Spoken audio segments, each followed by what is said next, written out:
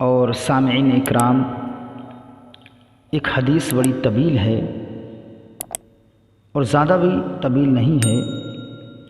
حضرت سلمان فارسی جن کے بارے میں حضور نے ایک دن ارشاد فرمایا کہ تم اہل بیت اطہار سے ہو، لیکن مختلف روایتیں ہیں۔ بہرحال سلمان فارسی بڑے جلیل القدر صحابی ہیں اور حضور کی بارگاہ میں ایک دن سوال کرتے ہیں کہ ہمارے پیارے حضور سراپا نور مصطفیٰ کریم صلی اللہ تعالیٰ علیہ وسلم نے شعبان کے مبارک مہینے کے آخر دن میں، یعنی شعبان کا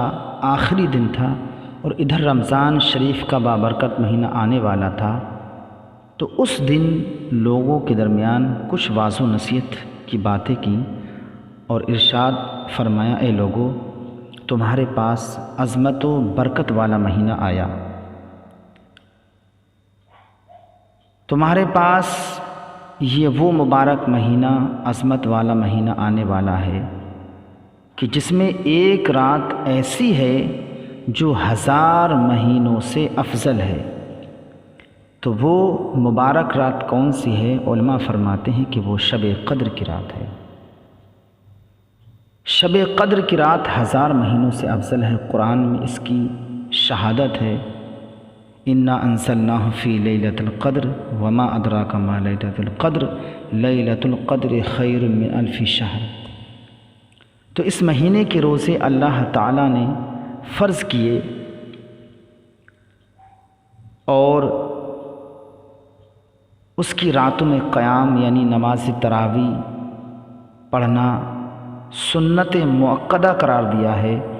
جو اس میں کوئی، اور حضور نے ارشاد فرمایا، جو اس میں کوئی نیکی کا کام کرے تو ایسا ہے جیسا اور کسی مہینے میں فرض ادا کیا، اور جو اس مبارک مہینے میں فرض ادا کرتا ہے تو ایسا ہے جیسا کہ اور دنوں میں 70 فرض ادا کیے۔ گویا کہ یہ مبارک مہینہ 70 مہینوں کے برابر ہے۔ ہم 70 مہینے میں جو نیک عمل کریں گے، اور نہ جانے ہمیں وہ 70 مہینے دستیاب ہوئے نہ ہوئے، لیکن اس مبارک مہینے میں اگر ہم نے اس مبارک مہینے کی قدر کی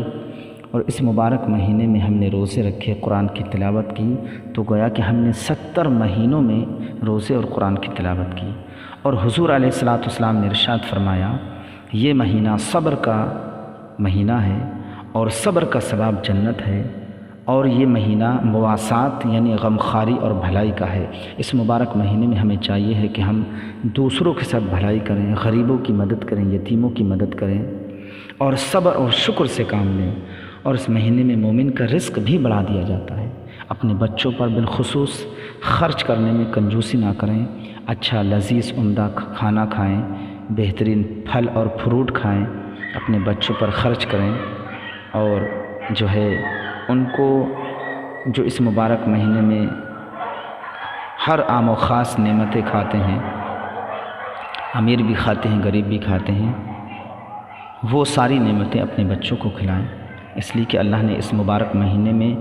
وعدہ لیا ہے کہ ہم اس مبارک مہینے میں رزق میں کشادگی کریں گے، اور پھر اس مبارک مہینے میں خرچ کرنے کا آپ سے سوال بھی نہیں ہوگا کہ آپ نے اتنا کیوں خرچ کر دیا۔ اور جو اس ماہ میں روزدار کو، بڑی پوائنٹ کی بات کہ اس مبارک مہینے میں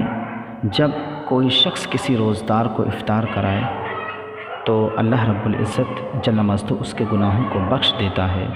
اور اس کی گردن کو آزاد کر دیتا ہے، اور روزہ افطار کرانے والے کو ویسا ہی ثواب دے گا جیسا کہ روزہ رکھنے والے کو ثواب ملتا ہے۔